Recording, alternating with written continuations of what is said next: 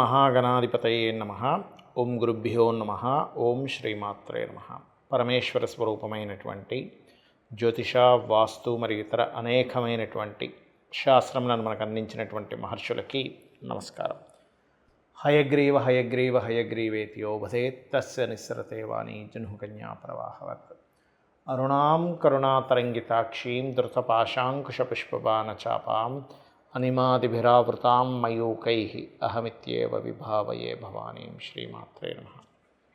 ప్రేక్షకులకి ఆ లలితాంబిక అమ్మవారి యొక్క అనుగ్రహం పరిపూర్ణంగా కలగాలని మనస్ఫూర్తి కోరుకుంటూ మనం ఈరోజు 18వ తేదీ మే నుంచి 24వ తేదీ వరకు ఉన్నటువంటి గ్రహస్థితికి ఎటువంటి ఫలితాలు రానున్నాయి చూసుకున్నట్లయితే ప్రధానంగా మనకి ఇక్కడ 3 గ్రహాలు శని, శుక్ర మరియు అదేవిధంగా ఈ యొక్క రాహు 3 కూడా మీన రాశిలో ఉన్నాడు. కొన్ని వాటిల్లో ఏంటంటే రాహుకేతులు మారిపోయినట్టుగా చూపిస్తున్నాడు. అదేవిధంగా బుధుడు మేషంలోని, వృషభంలో రవి, అలాగే గురువు వచ్చేసి మనకి మారిపోయి మిథునంలో ఉన్నాడు. చంద్రుడిక కుంభరాశి నుంచి మీన రాశి వరకు తన యొక్క సంచారం అనేటువంటిది జరుగుతుంది.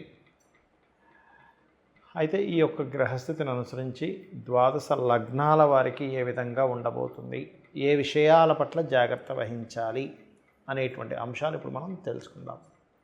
అయితే ఈ అంశాలు చెప్తుంది నేనైనప్పటికీ కూడా చెప్పేస్తుంది సాక్షాత్ లలిత అమ్మవారిగా భావిస్తూ ఒక్కొక్క లగ్నం గురించి తెలుసుకుందాం. మీన లగ్నము, మీనరాశి. మీనం వారికి కనుక చూసుకున్నట్లయితే రాశిలో మొన్నటి వరకు పంచగ్రహ, షష్టగ్రహ కూటములై ఇప్పుడు 3 గ్రహాలు మిగిలాయి. అయితే దీనివల్ల కొంతవరకు ఏలినాడు శని రాశిలో సంచరిస్తున్నది కొంత బద్ధకాన్ని, కొన్ని నిందలు అనుభవించడం వల్ల మనకి ఈ ప్రాపర్టీ అక్కర్లేదనో, లేకపోతే మనకి ఉద్యోగం అక్కర్లేదనో, మనకి ఇన్వెస్ట్మెంట్స్ పోతే పోనీనో కొంత తొందరపాటు నిర్ణయాలు తీసుకుంటారు. ఆ యొక్క విషయంలో కాస్త జాగ్రత్తగా ఉండాలి.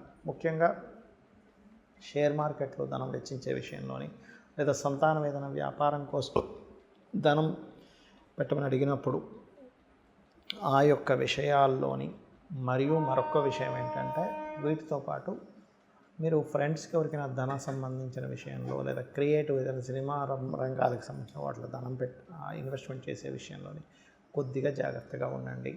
షార్ట్ జర్నీస్ అధికంగా ఉంటాయి. కొన్ని అనుకున్న ప్రయత్నాలు కూడా సక్సెస్ అవుతాయి, అందులో ఎటువంటి సందేహం లేదు. మరియు మరొక విషయం ఏంటంటే ఈ 4వ స్థానంలో గురువు ఉన్నందుకు గతంలో ఏర్పడినటువంటి ప్రాపర్టీ డిస్ప్యూట్స్ ఏవైతే ఉంటాయో ఈ గురువు మార్పు వల్ల, అంటే మే 15వ తేదీ తర్వాత నుంచి అనుకూలత అనేటువంటిది ఏర్పడడం ప్రారంభమైంది. మీకు ఆల్రెడీ మనం ఇప్పుడు చెప్పుకునేటువంటి వార ఫలితాలు మే 18 నుంచి 24 కాబట్టి ఆల్రెడీ ప్రారంభమైపోయింది. కాబట్టి పెద్దగా భయపడాల్సిన పని లేదు. పంట పొలాలు, ఈ రైతులు ఉంటారు, ముఖ్యంగా ఈ రైతులు పంటలు, తోటలు ఎవరైతే ఉంటారో అందులో ముఖ్యంగా ఫ్యాట్ రిలేటెడ్, అంటే ఈ కాజు కావచ్చు, బాదం కావచ్చు, మామిడి పళ్ళు కావచ్చు, అరటి పళ్ళు కావచ్చు, వీళ్ళకి చాలా మట్టుకు లాభదాయకంగా ఉంటుంది, అందులో ఎటువంటి సందేహం లేదు. ముఖ్యంగా ఆర్గానిక్ ఫార్మింగ్ చేసేటువంటి వారికి కూడా చాలా బాగుంటుంది. సంతానం కోసం ప్రయత్నం చేసేవారు మాత్రం కొంచెం జాగ్రత్తగా ఉండాలి. మరియు మరొక విషయం ఏంటంటే ఇక్కడ గమనించుకున్నట్లయితే కొంచెం తండ్రి గారి ఆరోగ్య విషయం పట్ల కూడా కొంత జాగ్రత్తగా ఉండండి. బికాజ్ ఆఫ్ 9th లార్డ్ ఎప్పుడైతే మించిపడ్డాడో ఈ విషయంలో కొంచెం ఏదైనా ఉన్నా సరే వెంటనే చూపించుకొని దాన్ని సెట్ చేసుకోవడం మంచిది. మరియు మరొక విషయం ఏంటంటే పార్ట్నర్స్ ద్వారా కొంతవరకు ఫైనాన్షియల్ గ్రోత్, అదేవిధంగా జీవిత భాగస్వామి ద్వారా కూడా కొంతవరకు ఫైనాన్షియల్ గ్రోత్ చూపిస్తుంది. కొంచెం ఉద్యోగంలో కొన్ని మార్పులు, లేదా వర్క్ ఫ్రమ్ హోమ్ లాగా ఇంటి నుంచే ఉద్యోగం చేయడము, కొన్ని ఇన్వెస్ట్మెంట్స్, లాంగ్ టర్మ్ ఇన్వెస్ట్మెంట్స్ వల్ల కలిసి రావడం, ఇటువంటివి బలంగా చూపిస్తున్నాయి. ఇక మీరు చేయవలసిన దేవతారాధన ముఖ్యంగా నవగ్రహాల్లో చంద్రకుజ గ్రహాల దగ్గర దీపారాధన చేస్తూ మీరు రాజరాజేశ్వరి అమ్మవారి యొక్క అష్టోత్తరాలు, ఓం స్కందాయ నమః అనే నామస్మరణ చేయండి. అన్ని విధాలు బాగుంటుంది. చాలామంది ఏలినాడు శని వస్తుంది, అర్ధాష్టమి శని ఉంది, అష్టమి శని ఉంది, కాలసర్పదోషం ఉంది, లేకపోతే సర్పదోషం ఉంది అని భయపడుతూ ఉంటారు. ఒకటే చెప్తున్నాను నేను మీకు, ఏ దోషమైనా గుర్తుపెట్టుకోండి. ముఖ్యంగా కాలసర్పదోషాలు లేదా సర్పదోషాలు, మీకు ఆ సర్పదోషం ఉన్నటువంటి మహాదశలు అసలు జీవితంలో ఉన్నాయా లేవా అని చెక్ చేసుకోండి. అంతేగాని కేవలం ఏదో కాలసర్పదోషం ఉందనో, అంటే ఒకటే ఏంటంటే కాలసర్పదోషం అనేటువంటిది దేశకాల గోచారాలకు సంబంధించిందిగా ఉంటుంది. అది అంటే దేశంలోని ఇప్పుడు చూడండి మనకు కాలసర్పదోషంలో ఉండడం వల్ల ఇవన్నీ కూడా జరుగుతున్నాయి. ఒక రకమైన అటాక్స్ కావచ్చు, ఇవన్నీ కూడా. అయితే ప్రతిసారి మరి కాలసర్పదోషం వచ్చినప్పుడు రాదా అంటే దానికి కొన్ని లెక్కలు ఉన్నాయి, శని కుజుడు ఉండే స్థితిని బట్టి. రైట్. అయితే ఇక్కడ కాలసర్పదోషం కాలానికే కానీ జన్మజాతకానికి కాదు, ఇది శాస్త్రంలో ఉన్న విషయం. మరి సర్పదోషాల పరిస్థితి ఏమిటంటే ఆ సర్పదోషం ఏ భావానికి కనెక్ట్ అయిందని చూసుకోవాలి. దాన్ని బట్టి వాళ్ళకి వివాహమా, సంతానమా, లేకపోతే మరొక బిజినెస్ మీద ఎఫెక్ట్ వస్తుందా అని చూసుకొని ఆ దశలు మీ జీవితంలో ఉంటేనే ఎఫెక్ట్, లేకపోతే ఏ ఎఫెక్టు లేదు. మీరు నిశ్చింతగా భయపడకుండా ఉండొచ్చు. ఇక ఏలినాడు శని, అర్ధాష్టమి శని, అష్టమి శని సమయాల్లో నేను చాలాసార్లు చెప్పాను, సీఎంలు, పిఎంలు, ప్రెసిడెంట్లే అయ్యారు, పెళ్ళిళ్ళు అవుతాయి, సంతానం కూడా కలుగుతారు. కాబట్టి శ్రమ ఉంటుంది, శ్రమ కారకుడు కాబట్టి అంతకుమించి మరొకటి ఏమీ లేదు. అయితే ఇక్కడ ప్రధానంగా మీరు తెలుసుకోవాల్సింది ఏంటంటే మీ యొక్క లగ్నం ఏమిటి, మీ లగ్నం నుంచి మిగతా గ్రహాలన్నీ ఎక్కడున్నాయి. ధనం రావట్లేదంటే అయ్యో రావట్లేదని బాధపడ్డం కాదు.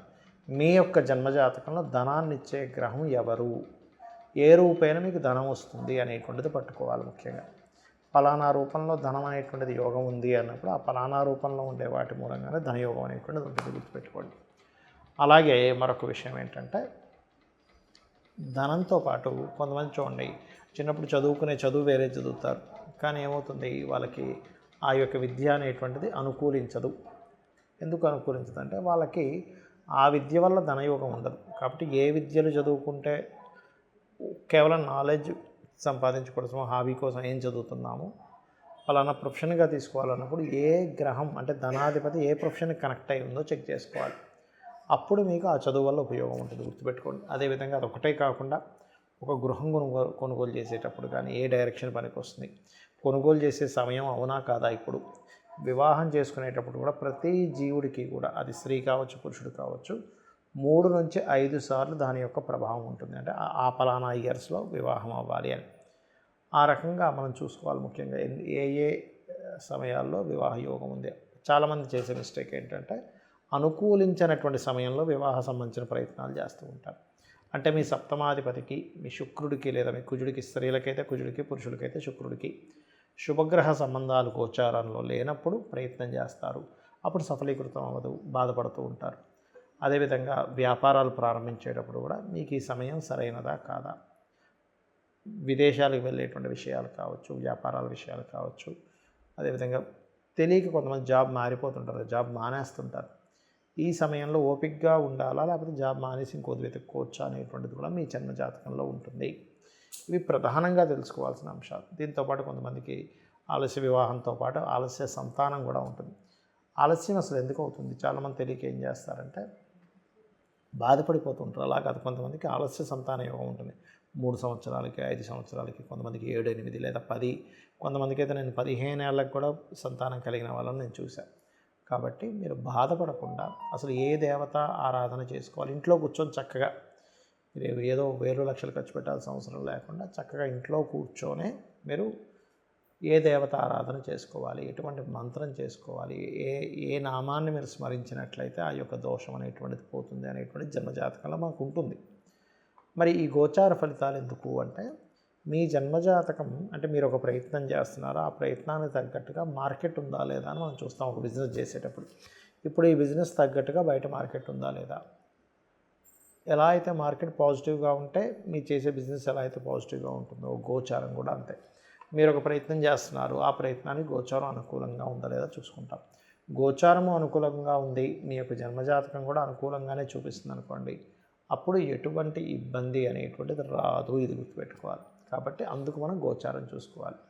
అయితే ఈ గోచారంలో కూడా ఫలితం ఎంత % ఉంటుంది అంటే కేవలం వాళ్ళ యొక్క జన్మజాతకంలో ఉండే తీవ్రతను బట్టి 10 నుంచి 15% మాత్రం, కొన్నిసార్లు అయితే 5% ఉంటుంది. కాబట్టి గోచార ఫలితాలు కేవలం సపోర్ట్ కోసమని తీసుకోవాలంటే ఇప్పుడు మీరు ధనం పెడుతున్నారు, మీ యొక్క జన్మజాతకంలో కూడా ఇన్వెస్ట్మెంట్ పెట్టే టైమే నడుస్తుంది, గోచారం దానికి సపోర్ట్ చేస్తుంది. అప్పుడు ఆ 15% యాడ్ ఆన్ అవుతుంది, గుర్తుపెట్టుకోండి. అదొకటి మెయిన్గా గుర్తుపెట్టుకోవాలి. ఇంకోటి ఏంటంటే చాలామంది తెలియక నక్షత్రం పట్టుకోను, పేరు పట్టుకోను రత్నాలు పెట్టేసుకుంటున్నారు. అసలు అలా రత్నధారణ అలా చేయకూడదు. అగ్నిపురాణంలో చెప్పినటువంటి విధానం అది కాదు.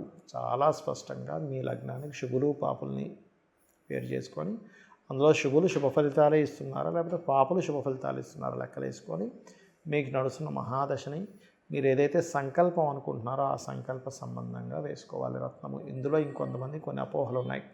ఏమండి 1 సంవత్సరం 2 సంవత్సరాల తర్వాత రత్నం పెట్టుకున్నాక దాని పవర్ పోయిందంటే ఇంకోటి పెట్టుకోమన్నారు. అలా పవర్లో పోవడాలు ఉండవు రత్నాలకి, గుర్తుపెట్టుకోండి. మీ తండ్రి గారిది కూడా మీరు పెట్టుకోవచ్చు, కావాలంటే మీ తాతగారిది కూడా మీరు ధరించవచ్చు. అయితే ఎప్పుడు అది మీకు పనికొచ్చే రత్నం అయి ఉండాలి, ఇది గుర్తుపెట్టుకోండి. ఈ రకంగా రత్నధారణ కానివ్వండి, గోచారాన్ని కానివ్వండి, మీ పర్సనల్ చార్ట్ని కానివ్వండి చూసుకోవాలి. అంతేగాని ఏదో పలానా గ్రహదశ వచ్చేస్తుంది, లేకపోతే పలానా శని దశ వచ్చేసింది, ఏలినాడు శని నడుస్తుంది, సర్పదోషం ఉందని భయపడడానికి జ్యోతిష్ శాస్త్రం కాదు. ఇవన్నీ ఒక ఎత్తు అయితే చక్కగా నిత్యము దీపారాధన చేసుకోవడం, అమ్మవారి అనుగ్రహం పొందడానికి నిత్యము అమ్మవారికి సంబంధించిన లలితా సహస్రనామాలు చేసుకున్నట్లయితే అన్ని విధాలు బాగుంటుంది. శ్రీమాత్రే నమః.